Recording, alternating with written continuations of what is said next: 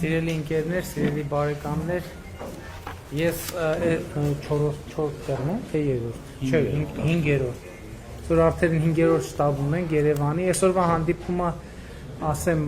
չպլանավորված էր, գիտեք բոլորը, տենց որոշեցինք, որ օգտվելով ոչ աշխատանքային օրվանից, հա ես մի շատ մեծ բաստողում եմ արել, մեր հանդիպումների մեկնարկին չեմ շնորհավորել հանրապետության օրվա կապակցությամբ, պատճառն այն է, որ ուղերձով արդեն բոլորին շնորհավորել եմ, բայց շատ կարևոր առիթ է։ Ես այսօր փորձեմ մեր հանդիպումների ֆորմատը փոխել, որովհետև նախորդ տեղերում, որ ելույթ եմ ունեցել, հիմնականում հեռարձակվել է ուղիղ եթերով, սա էլ մեր հանդիպումն էլ է հեռարձակվում։ Ես ուզում եմ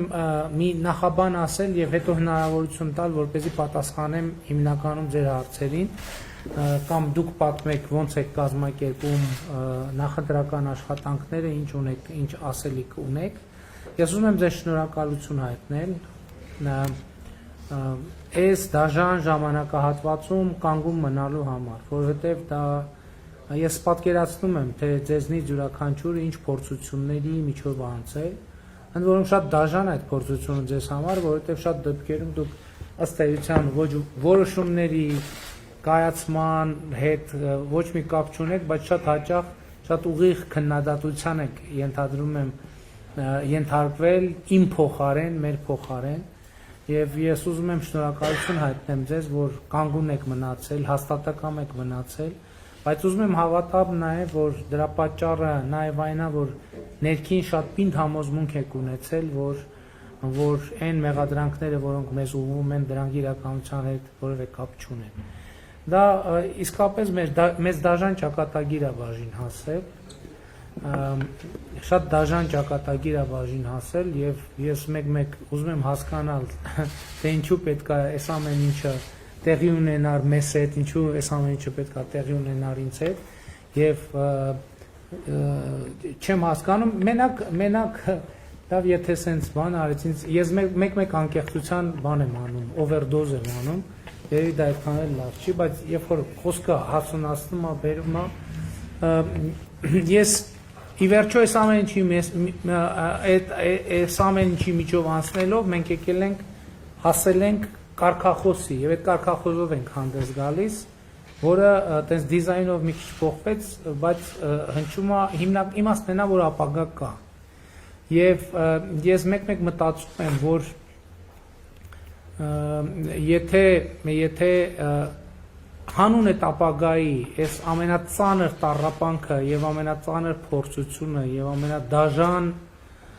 ճակատագիրը մեզ պետք է բաժին հասնի, բայց հանուն այդ ապագայի, ուրեմն դա այն առաքելությունն է, որի միջով մենք պատրաստ ենք եւ պարտավոր ենք անցնել, որովհետեւ ես հույս ունեմ, որ այն չարչարանքները եւ անհատական, եւ քաղաքական, եւ թիմային մակարդակով, որ մենք անցնում ենք, ի վերջո այդ չարչարանքները հանուն այդ ապագայի են եւ այդ ապագան իսկապես կա, այսինքն այդտեղ ոչ մի կասկած չկա, ուղղակի հարցն է, որ այդ ապագայի վրա մենք պետք է աշխատենք։ Մենք մեր գաղափարախոսության հիմքում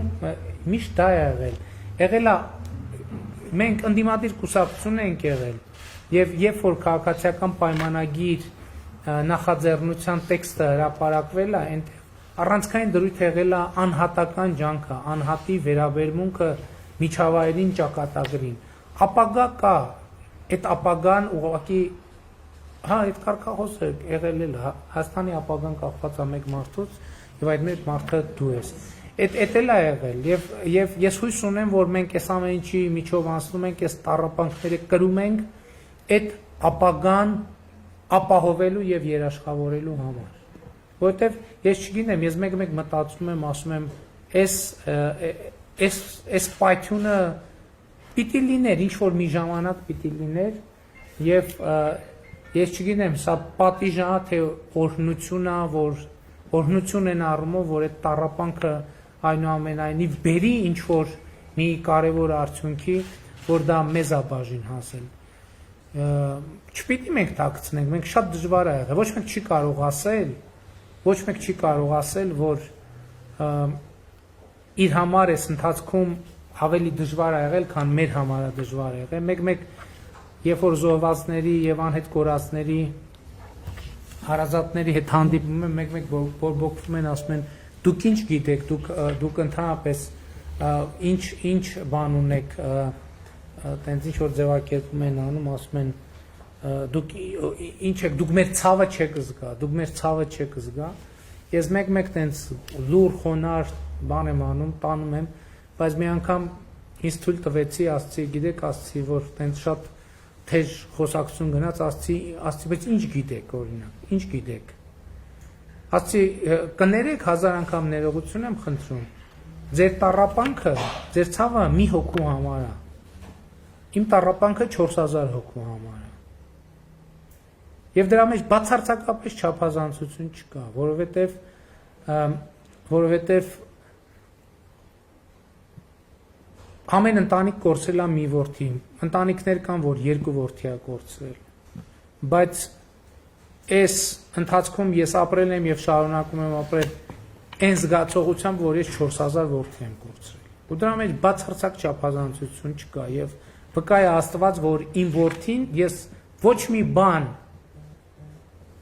չեմ ձեռնարկել, ոչ մի բան չեմ ձեռնարկել, որպեսզի այդ Ջեբրայելի այդ հատվածներում, որը ըստ էության դառել է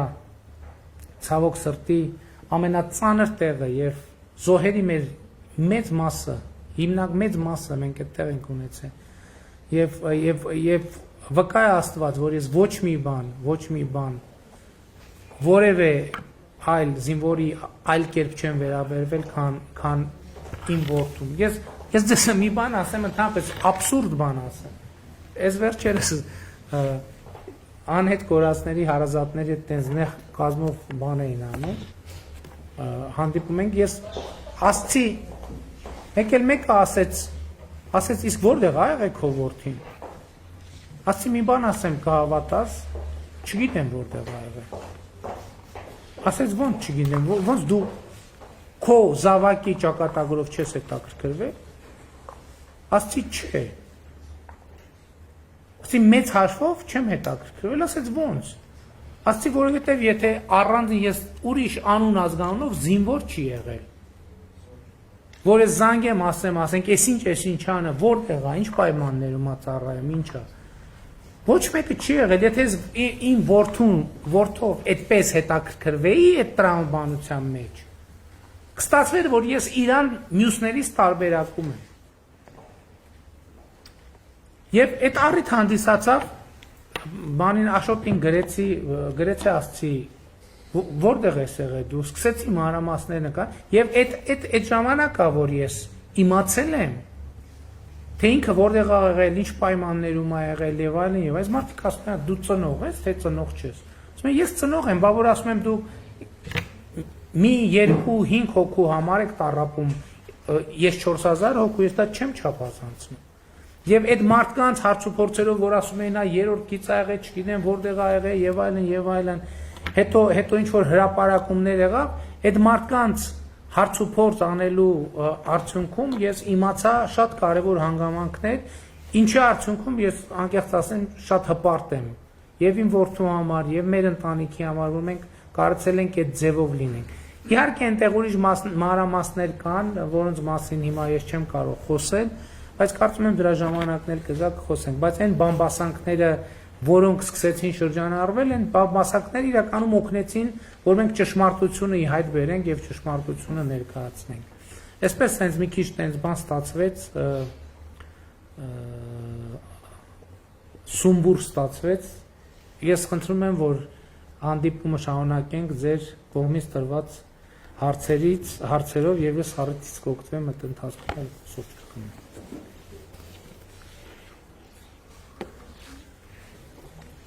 Չունեք հարցեր։ Այն ու շտաբներում մարդիկ այնքան հարցերի համար հերթագրվում էին, չէին հարցած։ Չէ, որովհետև ելույթով տենց բան էին անում, թեմաները բորբոքում էին, համեցեք։ Շնորհակալ եմ։ Ես ունեմ մեկ մտահոգություն եւ երկու հարցեր։ Մտահոգությունս հաղթեվարոշ մեր գերիներին է վերաբերվում Ես ինքս 54 տարեկան մասնակցել եմ 44 օրվա պատերազմին եւ ոչ միայն ինձ, այլև մեր ամբողջ ազգի մտահոգությունն է դա։ Եվ ճիշտ ասած կխնդրենք չպատասխանեք այդ հարցին։ Հարցից տրամաբանական շարունակությունը մտահոգության հարցը, որը վերաբերում է լրատվական դաշտին։ Այդ իսկ առումով կխնդրեի չպատասխանել։ Ես չեմ ուզում շատ խորանալ դեպի հեղափոխություն, COVID, բայց բուն պատերազմի ժամանակին ինֆորմացիան, որ լրատվականները, լրատվական դաշտը փորձում էր իր հոնարարի եւ կերպանի համար օգտագործել, իսկ թվում է դա շատ ոչ տեղին էր եւ ոչ արդյունավետ մեր պատերազմի համար։ Եվ մեկ հարց եւս շատ կար, խոսքից վերաբերում է բոլոր մեր կառույցներին, մարսային, արկային, ֆինանսական, որոնք առեսօր չեն պատկերացնում, որ պիտի ծառայեն ժողովրդին, պետությանը, այլ փորձում են առաջվանման, երբ որ կտրվել են COVID-19 կոռուպցիայից, առաջվանումին գաղափարախոսությունը տանել առաջ։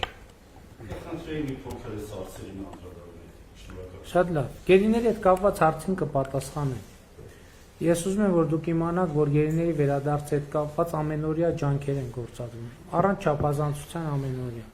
Եվ վստահաբար կարող եմ ասել, որ դա ժամանակի հարց է։ Իհարկե, ամեն օրը եւ իրենց համար, եւ ընտանիքի անդամների համար դա բան է, շատ լուրջ տառապանք է եւ փորձություն է։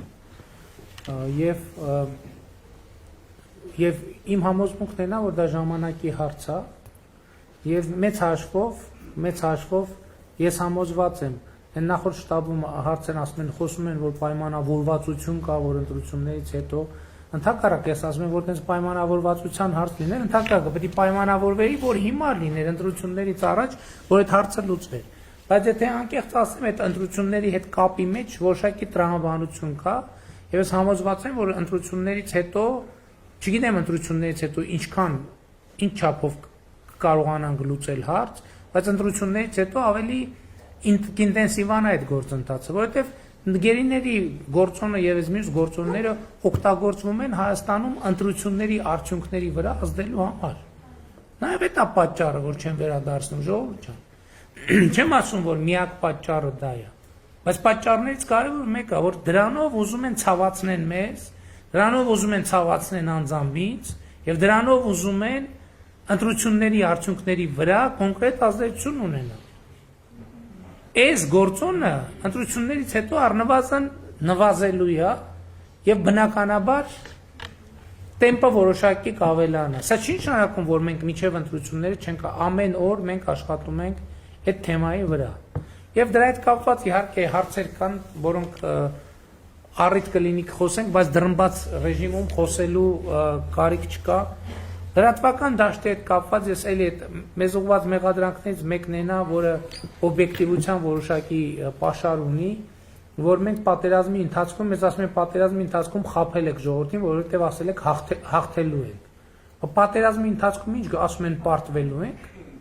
Բայց պատկերացնում եք մենք ժողովրդին գայինք, ասենք, դե ժողովուրդ ջան, պատերազմը սկսել ու պարտվելու ենք մենք։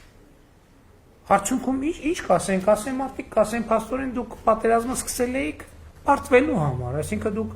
ընդհանրապես հաղթանակը ձեր մտքում չկար, ձեր գլխում չկար, ձեր նպատակների մեջ չկար, ընդ որում որպեսզի չստացվի, թե մենք այդպես ֆանատիկ պատերազմող էինք, եւ նաեւ պատերազմի առաջին օրը ասել եմ, ներկայացրել եմ իրավիճակը եւ պայմանները։ Բայց ես պատերազմի նախ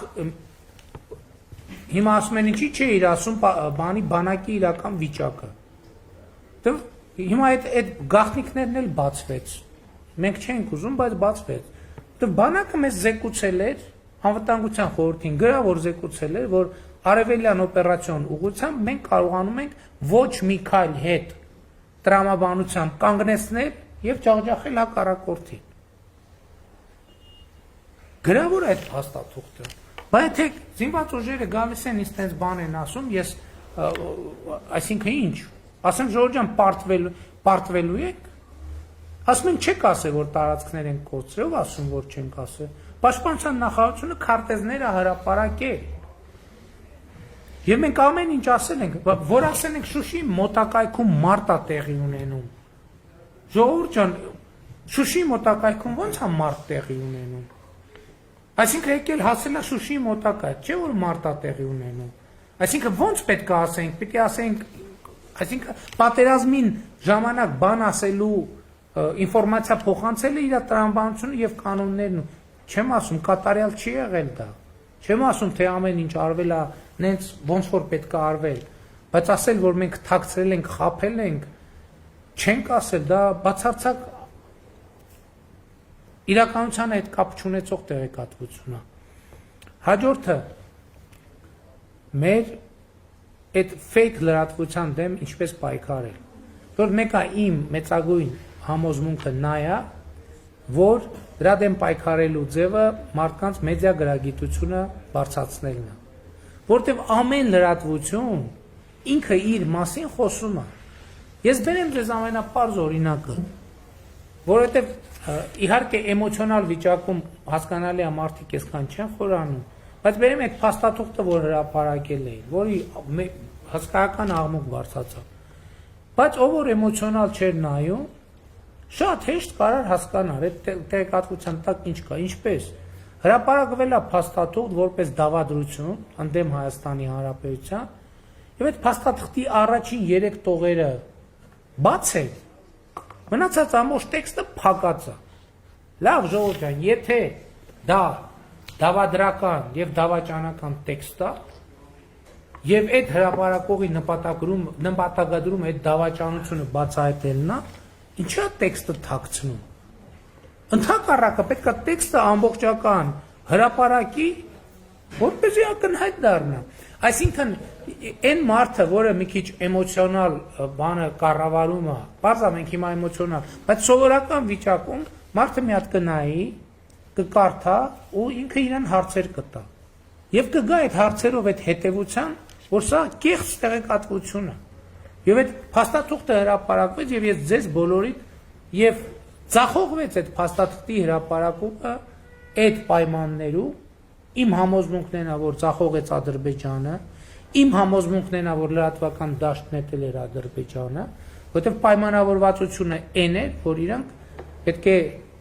անվերապահ դուրս գան այդ տարածքից, որից հետո ձևավորվի այդ հանձնաժողով եւ այլն եւ այլն։ Ցախողվեց այդ։ Ես հիմա ձեզ այդ փաստաթուղթը հրապարակված է։ Ենթադրենք այդ աղմուկ աղակը չէր լինում, մենք այդ հայտարարությունը ստորագրում ենք, խնդրում եմ բոլորդ գնացեք, մենակ կարդացեք, տեքստը ծայրից ծայր նայեք, դուք ձեզ հարցեր տվեք, թե այդտեղ ինչն է խնդրեմ, այդտեղ ինչն է դավադրություն, այդտեղ ինչն է խնդրահարույց, դուք ձեզ հարցեր տվեք եւ գտեք պատասխանները, այդ է ճշմարտությունը ժողովուրդ։ Եվ այսօր էլի այդ միտքը անդադ այսօր կրկնում եմ, ասում են մեզ դեմարկացիա պետք չի սահմանի, այսօր սահմանը մենակ գիծ չի, դա միջազգային իրավունքի ճանապարհային նշան է, պետական սահմանը այսօր ունի նշանակությունը, ինչ որ միջնադարում ուներ Պարիսպը, նույնն ասեն մեր ամրոց պետք չի, Պարիսպի անհրաժեշտություն չունի։ Սա կներեք անընդունելի մոտեցում է ու մեզ պետք է դեմարկացիա։ Հետո ասում են, որ դեմարկացնենք բանը Ադրբեջանն ասում է թող Հայաստանը ճանաչի մեր տարածքային ամբողջականություն նկատի ունենալով Ղարաբաղը, Ադրբեջանն է կճանաչի Հայաստանի տարածքային ամբողջականությունը։ Դրա պատասխանը տվել են համանախագահները եւ նաեւ Ռուսաստանի արտաքին գործերի նախարարության խոսնակը, ով ասել է, որ դա ինչ կապ ունի Ղարաբաղի հարցի։ Ղարաբաղի հարցի հետ ինչ կապ ունի Արարատի ու Սադարակի արանքով։ Սահմանը ո՞նց է անցնում։ Ես այսօր այդ բանի անկլավների թեմայի բանը, որ անընդհատ մեր դեմ օգտագործում են։ Ես այսօր մի բան եմ ասում եմ այդ թեման եղել է օրակարգում միշտ եւ Մեղրի փոխանակման ծրագրի փաստաթուղթը, որ ուշադիր կարդաք, այդտեղ կտեսնեք, որ բացի Շուշի, Մեղրի, Լաչին, Ղարաբաղ արտահայտությունից կա նաև անկլավներ արտահայտություն։ Հիմա ասում են, վայ, տալիս են, ինչ ենք տալիս, ում ենք տալիս։ Մենք ունենք պատկերացում, որ մենք ասում ենք միջազգային պրակտիկա կա, որ եղած տարածքները անկլավային պարիտետային սկզբունքով Արցախաշենը ձեր տիրապետության տակ է, մնում է ձեր տիրապետության տակ, Տիգրանաշենը մեր տիրապետության տակ է, մնում է մեր տիրապետության տակ։ Բանաձև է, որը մենք առաջարկելու ենք։ Այսօր ասում են, այնպիսի տպավորություն են ստեղծում, թե իբր մենք եկել ենք, այս իշխանությունը եկել է դավադրաբար անկլավների թեման բերել է մեջտեղ։ Իրականում ասում եմ, գնացեք նայեք հրապարակված Մեղրիի փաստաթուղթը, որով Մեղրին տալիս էին,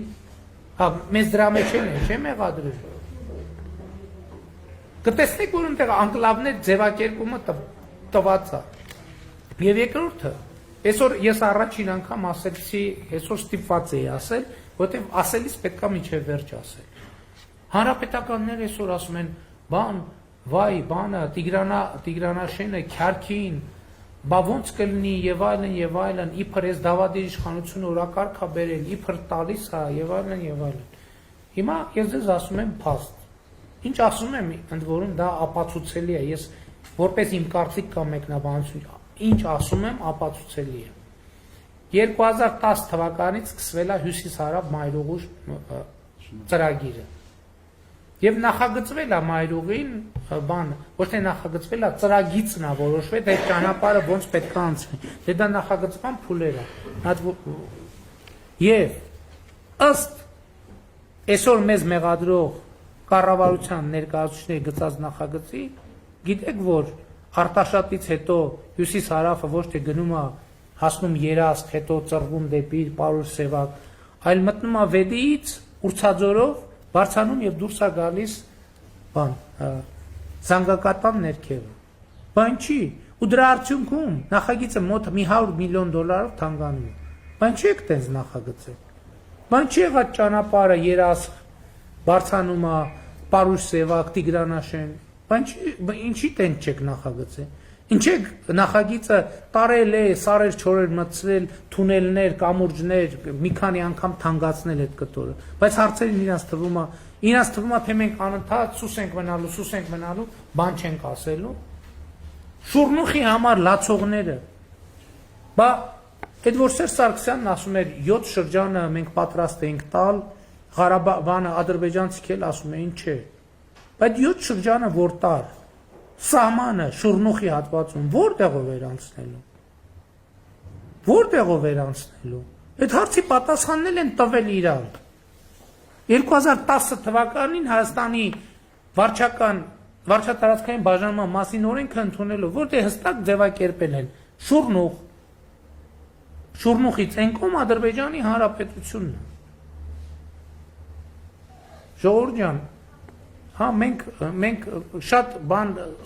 սուսել ենք մնացել։ Ինչ որ մի փուլ եղել է, որ մենք մտածել ենք, թո մենք արժանի ենք սրան, թո ավելին ենք արժանի։ Բայց հա, որովհետև եթե մենք դավաճան լինենք, այդ դավաճանությունը հոմենակ ուրիշ բան եմ ասում։ Ասում եմ Հայաստանում ինչքան ընդդիմադիր եւ մեզ ատող մարդ կա, ավտոմատ ենք տվել, ասել ենք եղբայր, Սարդարապատ է, գնա կռվի։ Դավաճանություն անողը իրան պոտենցիալ դավաճան համարողին բանա տալիս, զենք է տալիս, ընդհակառակը։ Բան չի դավաճանենք, եթե այդքան կարեցել ենք դավաճանենք, այդքան հիմար դավաճանենք, որ այդ դավաճանությունը նենց չկազմակերպենք, որ բոլոր ալիբիները, բաները ստեղծելով, մեկ էլ մեկը կար ինձ ասում էր, ապահովենք, որ նա բան անի, Հայաստանից գնա, իր անվտանգությունը ապահովենք կամ չգիտեմ ինչ։ Մենք փախնող չենք, մենք ոչ մի բանից փախնող չենք, մենք կախաղանից է փախնող չենք, մենք մեր հայրենիքից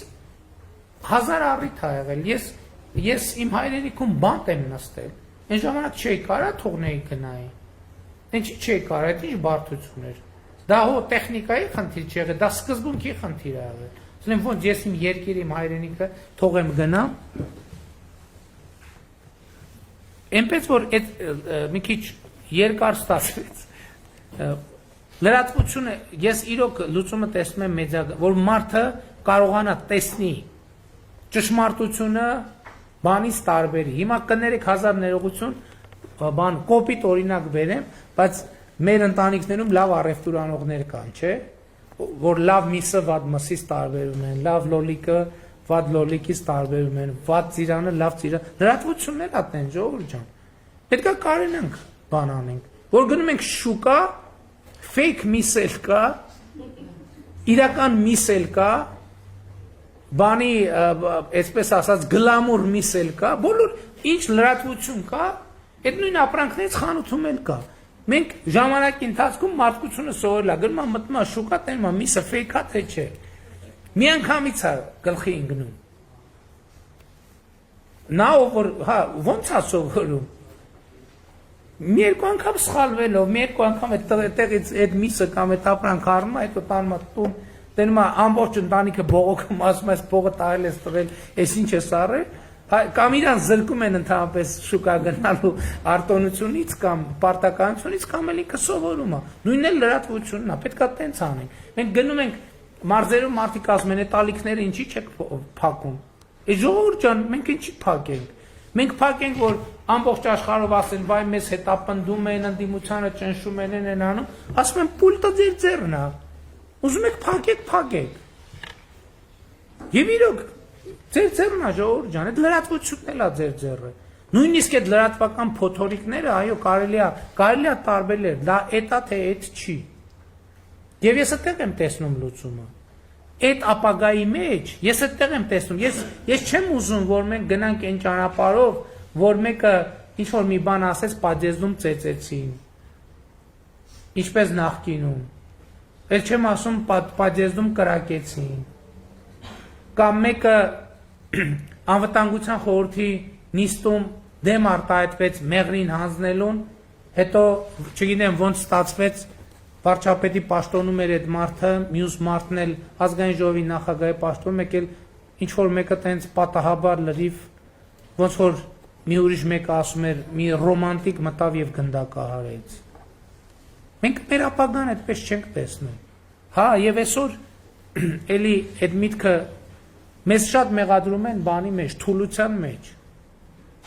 Այդ մեղադրանքը տարբեր պարամետրեր ունի։ Ես իհարկե տեղ-տեղ ընդունում եմ, տեղ-տեղ չեմ ընդունում,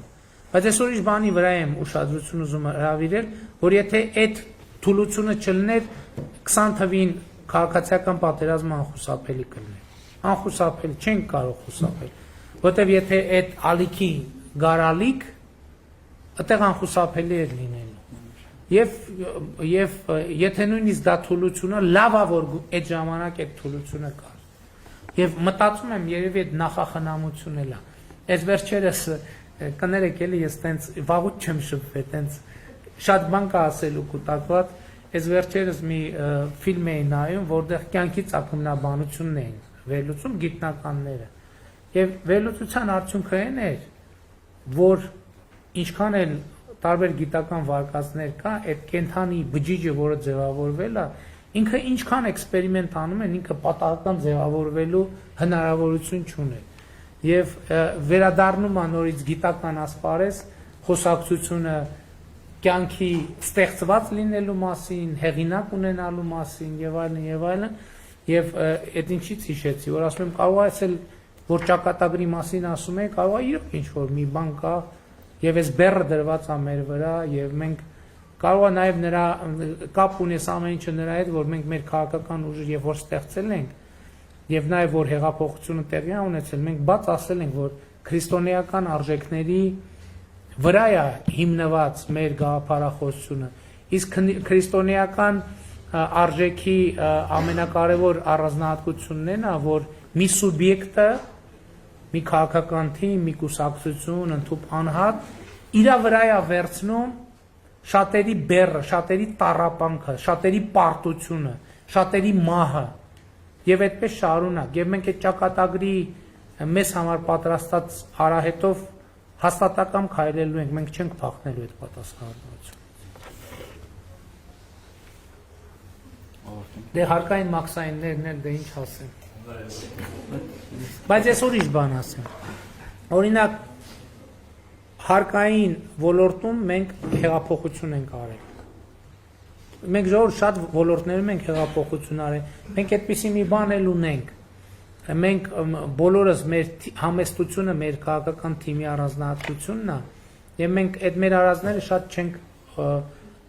գովազդում եւ չենք ուզում, գուցե համեստությունից, գուցե անկազմակերպ, բայց հարկային ոլորտում մենք իրականում հեղափոխություն ենք արել, որովհետեւ այս վերջերս կառավարության նիստով մենք բիզնեսին ունեցած նախկին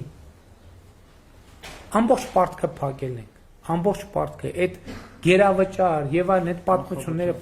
կանխավճար գերավճար, եւ եթե որևէ բիզնես կասի, որ ինքը Երրորդ հանրապետության պատմության մեջ երբևէ ավելի լավ միջավայրում աշխատել, ինքը ուղղակի